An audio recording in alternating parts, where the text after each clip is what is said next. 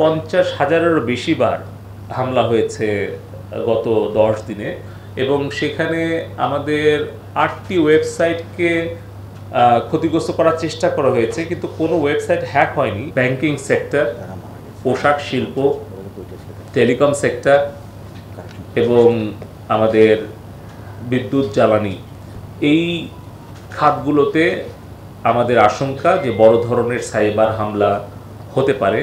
তার জন্য আমাদের ব্যক্তি পর্যায়ের সচেতনতা জরুরি, প্রতিষ্ঠান পর্যায়ের কিছু সিকিউরিটি প্রোটোকল মেনে চলা দরকার, এবং আমাদের সরকারি পর্যায়ে, রাষ্ট্রীয় পর্যায়ে আমাদের সিকিউরিটি গাইডলাইনগুলো আমাদের কঠোরভাবে অনুসরণ করা দরকার। সাইবার হামলা প্রতিনিয়তই হয় এবং সাইবার অপরাধীরা প্রতিনিয়তই চেষ্টা করতে থাকে ব্যক্তি প্রতিষ্ঠান, সরকারের বিভিন্ন গুরুত্বপূর্ণ তথ্য পরিকাঠামোকে আক্রমণ করে তারা অর্থ বা তথ্য চুরি করতে চায়।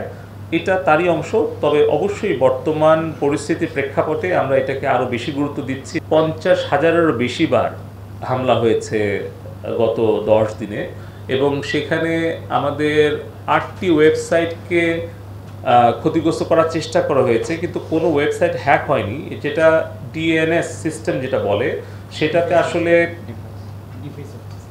ওইটা হচ্ছে ডাইভার্ট করে, কেউ যখন ওই ওয়েবসাইটে ব্রাউজ করতে গিয়েছে তখন তাকে ওখান থেকে ডাইভার্ট করে অন্য একটা সাইটে গিয়ে সেটা শুধু ফ্রন্ট পেজটা দেখানো হয়েছে যে এই ওয়েবসাইটটি হ্যাক হয়েছে। কিন্তু আমরা পর্যালোচনা করে এবং অনুসন্ধান করে দেখেছি বাংলাদেশ ব্যাংকের ওয়েবসাইট হ্যাক হয়নি, এবং তাদের নিয়মিত লেনদেন এবং সকল কার্যক্রম স্বাভাবিক গতিতেই চলেছে।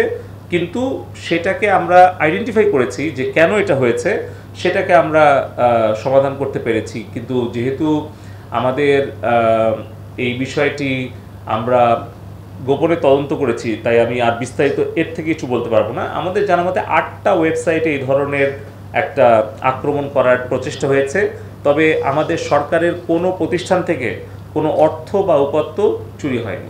আমরা সবাইকে আবারও অনুরোধ করব যেন আমরা ব্যক্তি পর্যায়ে আমরা সচেতন থাকি, আমরা প্রতিষ্ঠানকে নিরাপদ রাখার জন্য ভূমিকা রাখি, এবং এই মুহূর্তে আমরা আমাদের দেশের সাইবার নিরাপত্তা নিশ্চিত করার জন্য আমরা সকলের সহযোগিতা চাই। আমরা লক্ষ্য করছি যেভাবে গত কিছুদিন ধরে পরিকল্পিতভাবে আমাদের ফিজিক্যাল ইনফ্রাস্ট্রাকচার যেভাবে ক্ষতিগ্রস্ত হলো, এইভাবে যদি সাইবার হামলা আমাদের প্রতিরোধ করতে হয় তাহলে আমাদের প্রস্তুতিটা আরও ব্যাপকভাবে নেওয়া দরকার। সেই উদ্দেশ্য নিয়েই আমরা সম্ভাব্য সাইবার হামলা প্রতিরোধ যেন আমরা সম্মিলিতভাবে করতে পারি, সেই উদ্দেশ্য নিয়ে আমরা বসেছিলাম।